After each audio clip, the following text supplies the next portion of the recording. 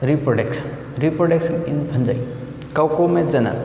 अब कवकों में 3 प्रकार का जनन होता है, एक तो वेजिटेटिव, असेक्सुअल और सेक्सुअल। वेजिटेटिव को बोलते कायिक जनन, अलैंगिक जनन और लैंगिक जनन। तो अपन देखेंगे कि भाई कवकों में 3 टाइप का जनन होता है।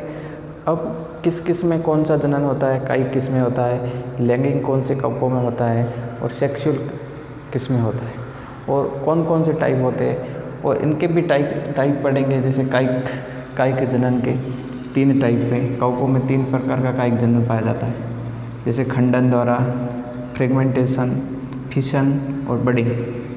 खंडन द्वारा, विखंडन द्वारा और मुकुलन द्वारा। अब देखेंगे भाई खंडन द्वारा किस में होता है, फिजन द्वारा किस में होता है और बडिंग द्वारा किस में होता है और कैसे होता है, इसकी क्या प्रोसेस है वो आगे देखेंगे। देखिए कायिक जनन। तो कायिक जनन में सबसे पहले बात करते हैं खंडन की। खंडन का मतलब क्या होता है, टूटना। तो फंजाई का शरीर हाइपी से बना होता है। तो अब क्या होता है कि हाइपी छोटे छोटे टुकड़ों में टूट जाता है, हाइपी छोटे छोटे टुकड़ों में टूट जाता है और प्रत्येक टुकड़ा विकसित होकर एक नए पादप का निर्माण कर लेता है।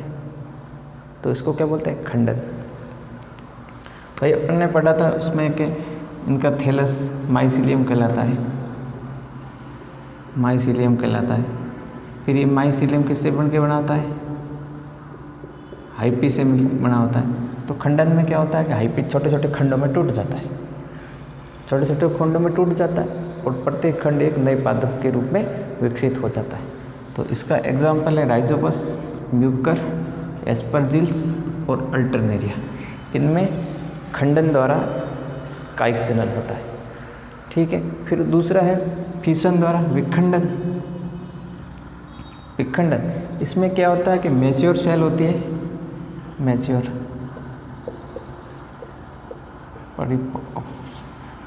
मैच्योर सेल माइटोटिक डिवीजन द्वारा, समसूत्री विभाजन द्वारा, माइटोटिक को बोलते हैं समसूत्री विभाजन द्वारा 2 संतति कोशिका में डिवाइड हो जाती है।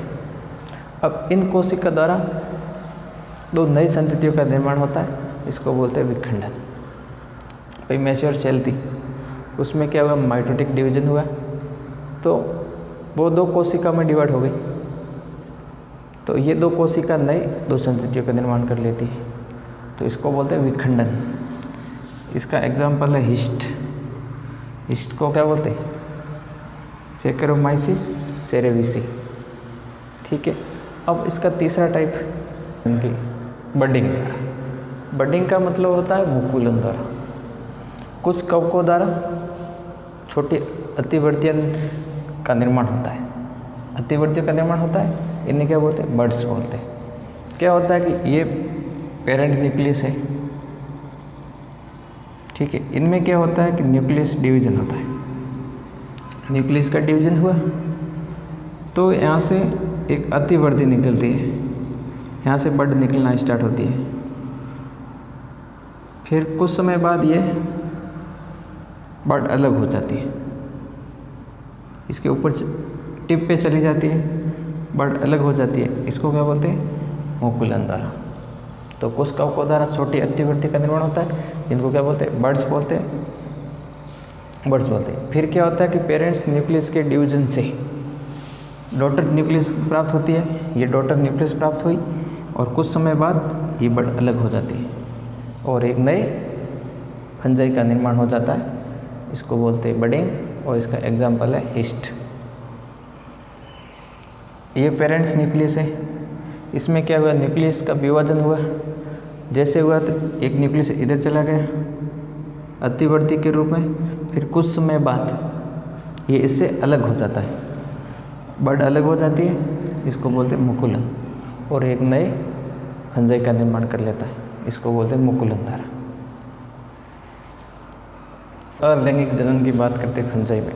अब फंजाई में अलैंगिक जनन 2 टाइप का होता है, एक तो स्पोरेंजियोस्पोर्स द्वारा, एक कोनिडी द्वारा। अब ये बीजाणुधानी दर का निर्माण कहाँ होता है, स्पोरेंजियम में होता है। ठीक है। स्पोरेंजियोस्पोर्स का निर्माण कहाँ होता है? तो स्पोरेंजियम में होती है। उत्पत्ति में कैसी होती है? उत्पत्ति में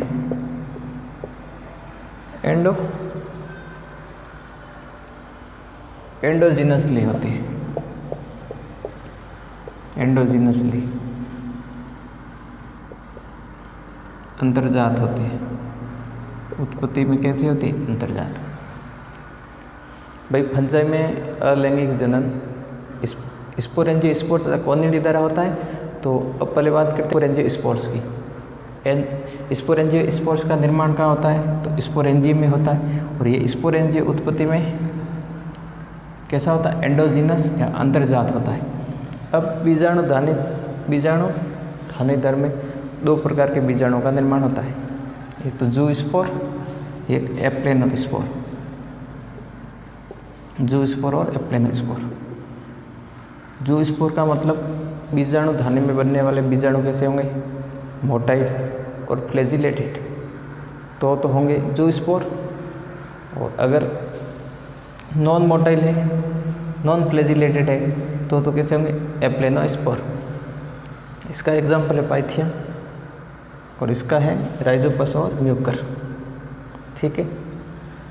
परिभाषा, जब बीजाणु धानी में बनने वाले स्पोर फ्लैजिलेटेड मोटाइल हो तो इसको जू स्पोर कहते हैं।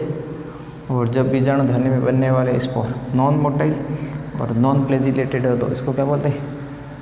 एप्लेनोस्पोर, अचल बीजाणु। एग्जाम्पल राइजोपस और म्यूकर। और बीजाणु का निर्माण कहाँ होता है? स्पोरेंजियोस्पोर्स में होता है। और इसका निर्माण कहाँ होता है? तो स्पोरेंजियम में होता है, उसके स्पोरेंजियम के अंदर होता है। तो इसलिए उत्पत्ति में कैसी? अंतर्जात या एंडोजीनसली होती है। दूसरा अलैंगिक जनन है कोनिडिया द्वारा। कोनिडिया कैसे होता है? नॉन मोटाइल होता है और एक श्रृंखला के रूप में व्यवस्थित रहते हैं। और कोनिडिया उत्पत्ति में होता है एक्सोजीनस, एक्सोजीनसली होता है। उत्पत्ति में कैसा? एक्सोजीनसली मतलब बहिर्जात होता है। कोनिडिया का निर्माण कोनिडिया धर के क्या होता है? शीर्ष पर होता है। जैसे ये है कोनिडियोफोर और इसका टिप पार्ट है, यहाँ पर क्या बना है? ये कोनिडिया बना, फिर ये है कोनिडिया। अब इनमें क्या होगा? जर्मिनेशन होगा। जर्मिनेशन होकर क्या बनेंगे? माइसीलियम, और माइसीलियम से वापस कोनिडियोफोर। और ये साइकिलिंग चलती रहती है। तो और इसका एग्जाम्पल क्या है? पेनिसिलियम। तो ये था असेक्सुअल रिप्रोडक्शन। अब बात करेंगे सेक्सुअल की। अब सेक्सुअल रिप्रोडक्शन की बात करें, लैंगिक जनन की, तो फंजाई में ड्यूटेरोमाइसीटीज को छोड़कर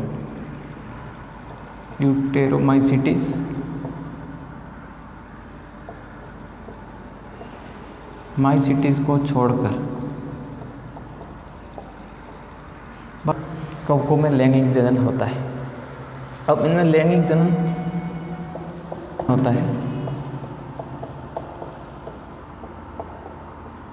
3 चरणों में होता है।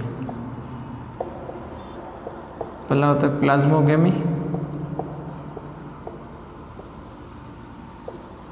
दूसरा होते हैं कैरियोगेमी और तीसरा होता है मियोसिस। इनमें क्या होती है कि 2 सेल्स आपस में फ्यूज़ हो जाती है।